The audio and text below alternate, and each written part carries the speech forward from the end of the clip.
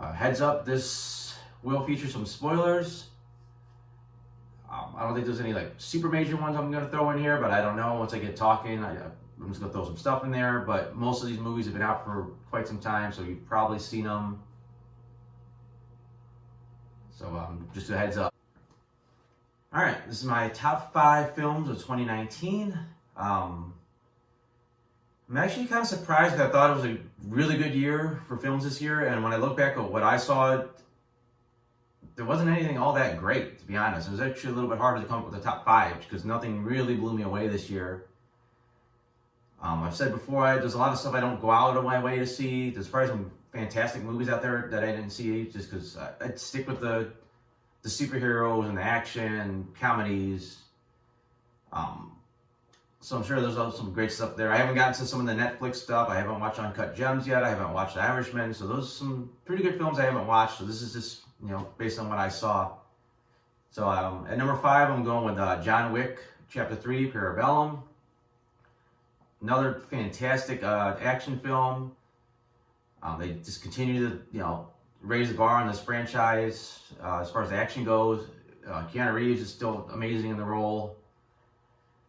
Halle Berry was good. Felt like there's almost a little too much put into the whole world building thing and trying to fill out the lore of this assassin world that they got going on. If you really think about it, a good chunk of the movie was unnecessary because after he went all over the world and came back, it really didn't do anything as far as helping his cause. It was just excuses to get some action, so that was a little weird. But otherwise, an enjoyable film. At number 4, I'm going with Spider-Man Far From Home. Again, just overall entertaining. The action sequence where Mysterio finally lets loose and gets to do all his illusion on Spidey was perfect. It's, exactly what I would expect out of Mysterio. I don't think any fan of the comics fell for the marketing campaign that Mysterio was a good guy, and probably not even from an alternate Earth. But I mean, it still worked well. Wasn't for not having the surprise. They still had some surprising moments. Biggest complaint about the film was that it was basically almost a flat out 100% comedy. I mean, it was just slapstick, kind of Peter falling over, getting bumped in the head, nonstop jokes. And it sort of knocked it down a peg for me. I mean, I don't mind a little comedy, but it's starting to overdo it a little bit. At number 3, I'm going with Shazam. I still think Spider-Man was a better film overall, but I think Shazam, I thought it was a better blend of comedy to action. And I think it was marketed a little bit more as a comedy. I thought that Zachary, I don't know if it's Levi or Levy, good job playing Shazam, but I never felt like it was the same person Asher Angel was playing. His Billy was so kind of reserved and didn't seem like he was really ever having that much fun. And Shazam was just all fun. The action sequence was okay. I was hoping a little bit more diversity from the Deadly Sins as far as villains go. They were just there. They're scary looking monsters. They didn't really add anything to the story. At number 2, I'm going with Joker. Just an absolutely mesmerizing performance by Joaquin Phoenix. Just a pretty dark film. The story itself, I could have almost predicted it, the general story pretty easily before I've seen the film. And it's basically Taxi Driver mixed with the Joker's origin. There's definitely a couple twists that I didn't see coming.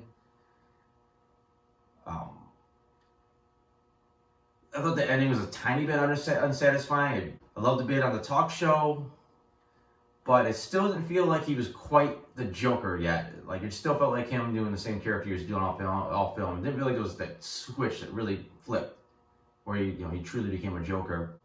And then number 1, no surprise if people know my movie taste, would be Avengers Endgame. Just a pretty emotional finish to this story they've been telling, the Infinity Saga. It's been 20 some odd films. I think it did an amazing job of wrapping up so much of what came before it. The entire ending sequence was just a geek's heaven, and I said just the emotional moments there were just, you know, cut pretty deep.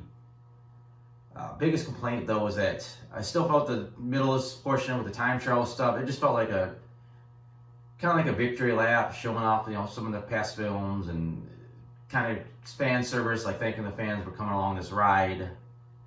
And it wasn't bad. It didn't feel like it was as epic as this movie should have been. It just felt like it was something a little bit more down here than being like way up here.